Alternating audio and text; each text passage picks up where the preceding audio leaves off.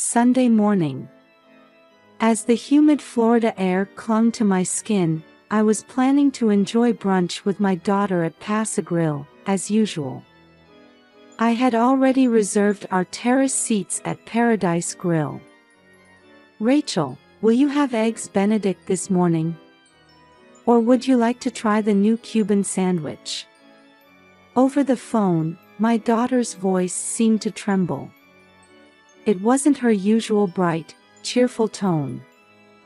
"I'm sorry, Mom. Today. I don't think I can make it. Marcus." Her words trailed off. Something fell in the background. Then hurried footsteps. "Are you all right?" "Yes. Just dropped some dishes." "Another time, Mom."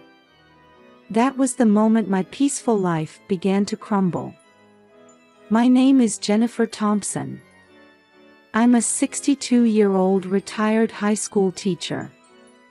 For 35 years, I taught English at St. Petersburg High School. Teaching was my life's calling. Especially igniting young minds through literature, that was my greatest joy. Mrs. Thompson, your Romeo and Juliet class made me discover the beauty of literature. I've heard such words from graduates countless times. Until I lost my beloved husband Bill to a heart attack 5 years ago. He too taught at the same school. His sudden death as a beloved math teacher left a huge void in my life. But my daughter Rachel's presence helped me through it. "Mom, I'm here for you. We'll get through this together." Those days when my daughter comforted me through the grief of losing her father. That strength must have come from him. Now retired, I enjoy volunteering at First Baptist Church and staying in touch with my former students. Wednesday wine night is my secret pleasure, sharing life stories with friends my age over red wine. Above all, I cherish my time with Rachel, my only daughter.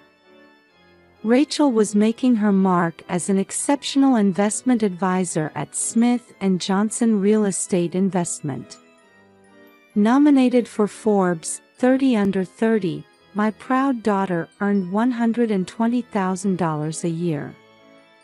She had been brilliant since childhood, always living up to her parents' expectations. In high school, she excelled both academically and in extracurricular activities. I particularly remember her performance in drama club. Her portrayal of Rosalind in As You Like It mesmerized the audience.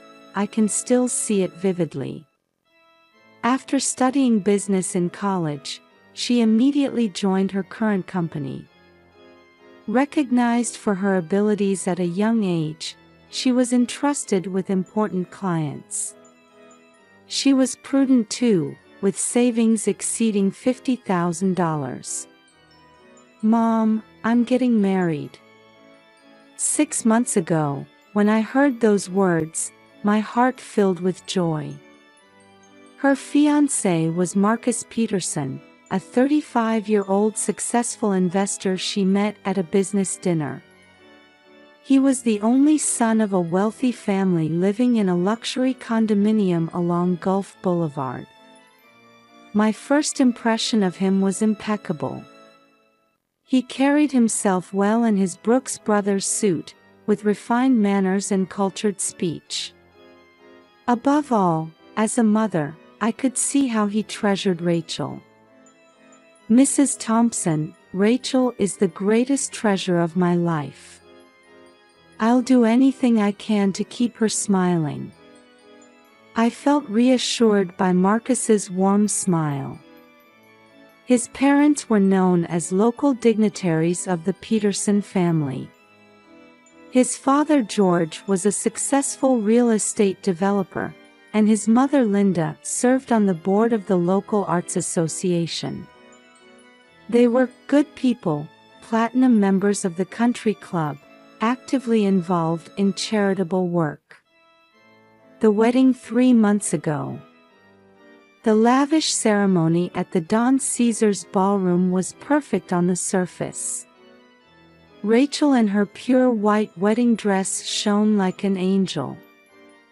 The couple exchanged vows before 300 guests. But looking back now, there were definitely seeds of concern. "Dear, from now on you'll be a good girl who listens to what we say." Words Linda whispered to Rachel during the reception. "I thought it was just a joke then."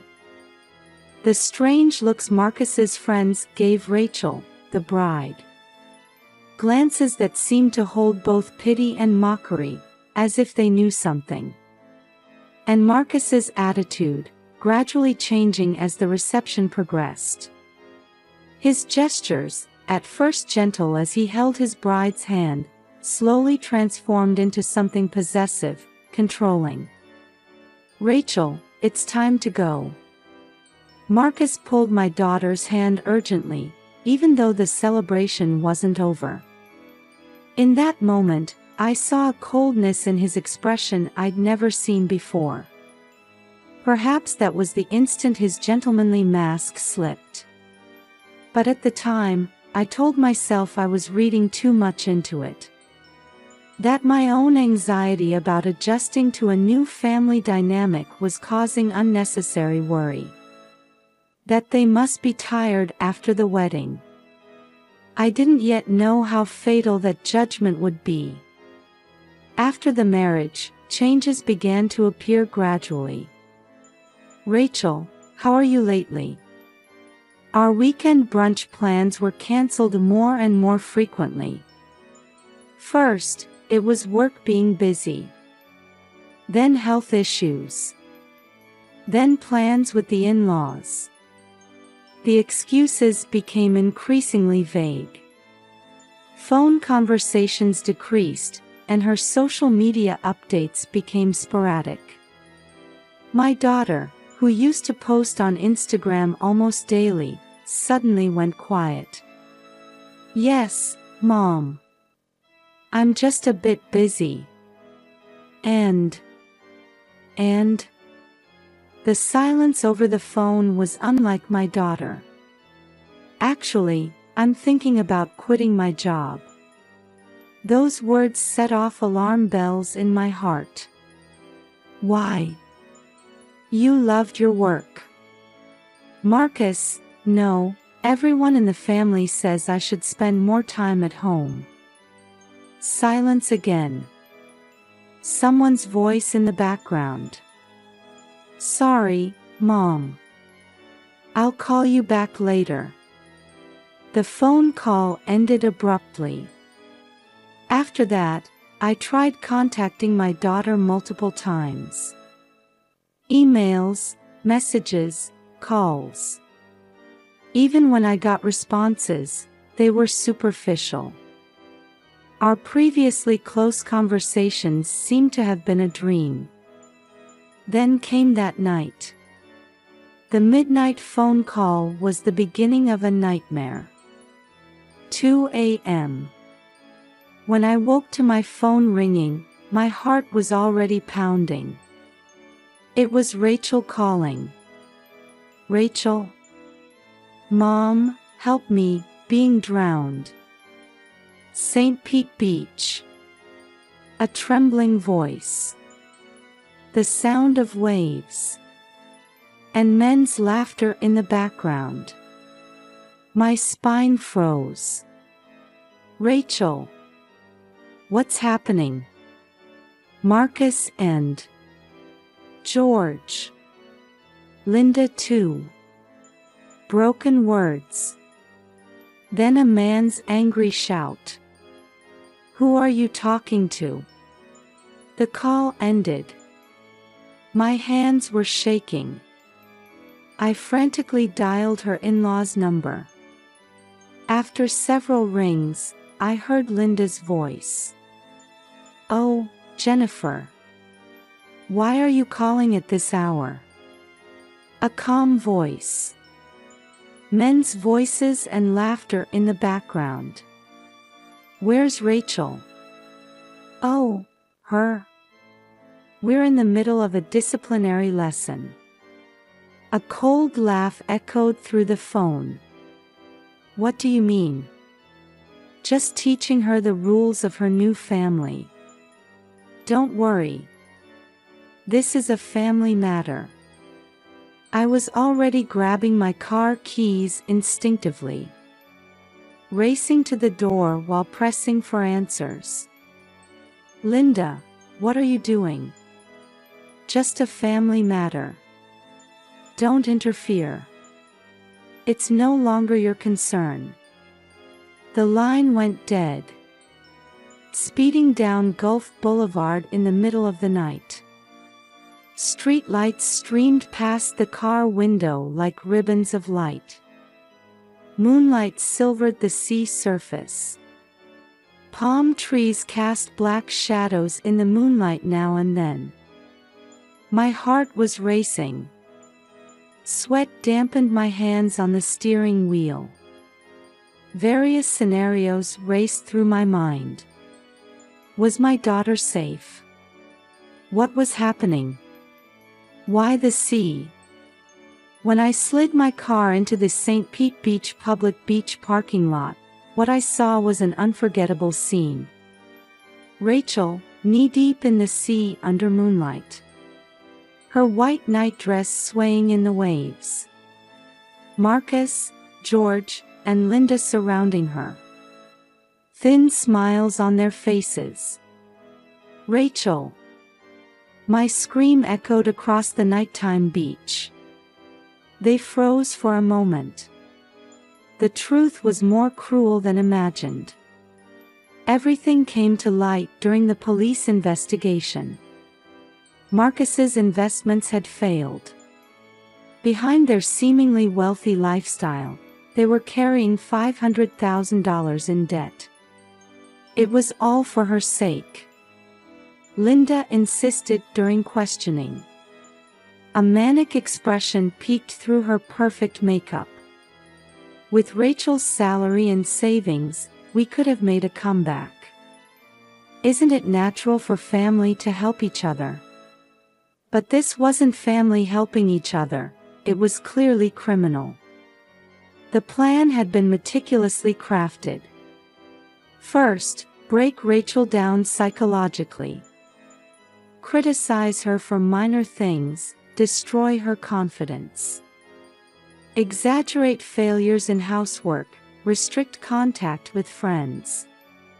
Check her smartphone history, monitor her movements. Next, make Rachel quit her job. Under the pretense of becoming a good wife and mother, they planned to make her abandon her career.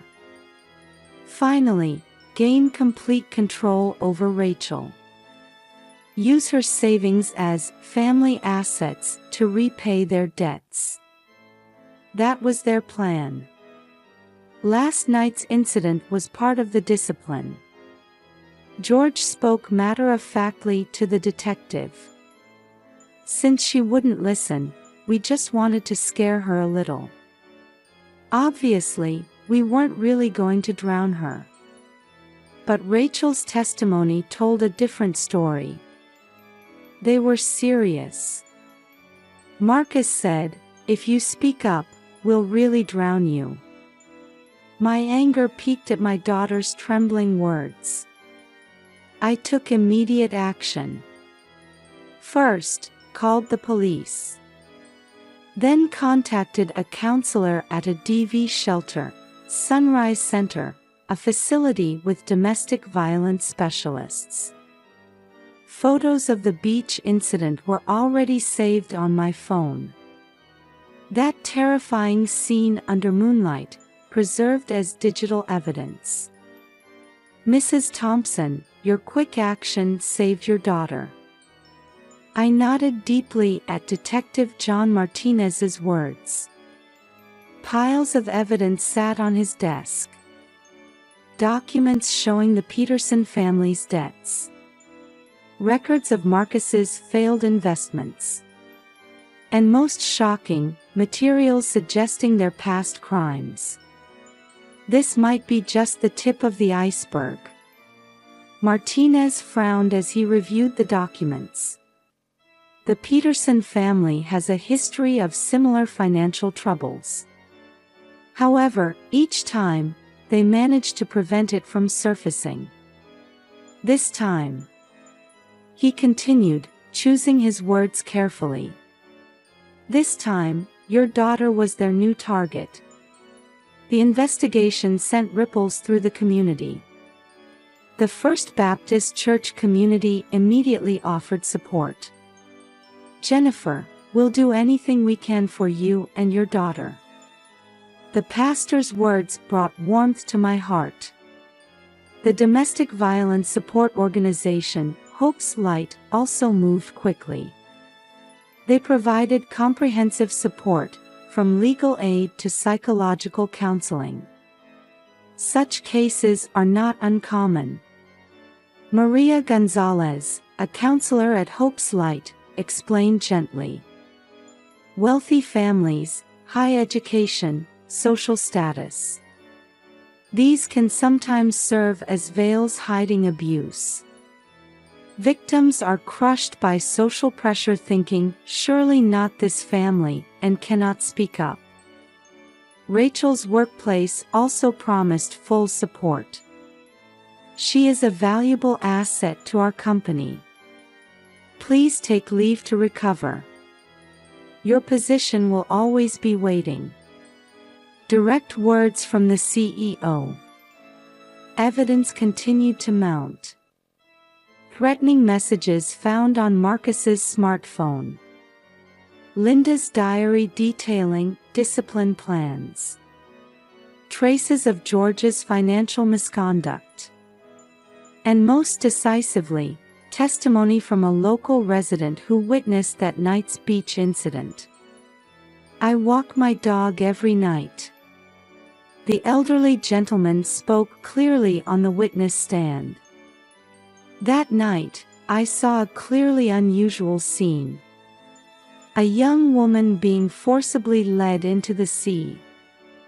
I immediately called the police. Police intervention shattered the Peterson family's facade. In August's scorching heat, the district courtroom was tense. Defendants, please rise. The judge's voice resonated solemnly through the courtroom. Marcus, George, and Linda stood with their defense counsel. Gone were their elegant demeanor and arrogant expressions. To think, that family. Whispers leaked from the gallery. Country club members, Arts Association associates. Former acquaintances' gazes were cold. George Peterson's business reputation had plummeted, with class action lawsuits from corporate shareholders beginning. Linda was removed from the Arts Association board, and all exhibitions she had planned were cancelled.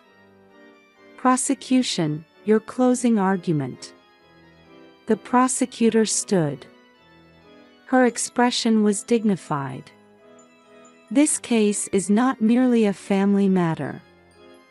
This is planned economic exploitation and serious psychological and physical abuse. Evidence photos were displayed in court. The moonlit beach scene.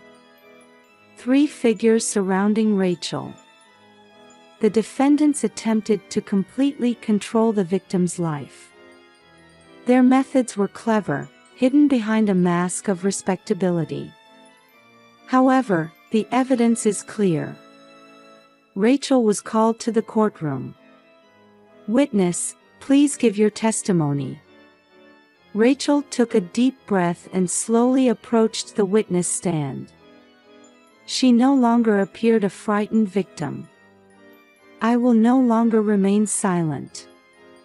My daughter's voice rang clear through the courtroom from the witness stand. You attempted control under the guise of love. You try to reshape my life to suit your convenience. But that is not love. Marcus sat with a hard expression. Occasionally, he glanced anxiously at his defense counsel. George kept his eyes down, while Linda stared into space. Their faces had lost their former arrogance. I have a real family. I have people who support me. And above all, I have the courage to live my own life. Through this experience, I learned what true love is, what family is, and that my life belongs to me. The courtroom was silent. Supporters sat in the gallery. Church community members, company colleagues, and me. The sentence was harsh. Marcus received 7 years for charges of intimidation, assault, and economic abuse. George and Linda each received 5 years as accomplices. Their assets were seized for victim compensation. After the sentencing, reporters waited outside the courthouse. But most important was the verdict in Rachel's heart. Mom, I'm going to face forward and live. I want to turn this experience into something that can help others. In those words, I saw my daughter's true strength. She had already begun walking a new path. 1 year later, on a peaceful Sunday morning, under a parasol at Pass-a-Grille Beach, we once again enjoyed weekend brunch. The sea breeze was pleasant, with dolphin fins visible in the distance. From Paradise Grille's terrace seats, we had a perfect view of the white sand beach and blue ocean. Mom, I've decided on a new project. Rachel shone even brighter than before.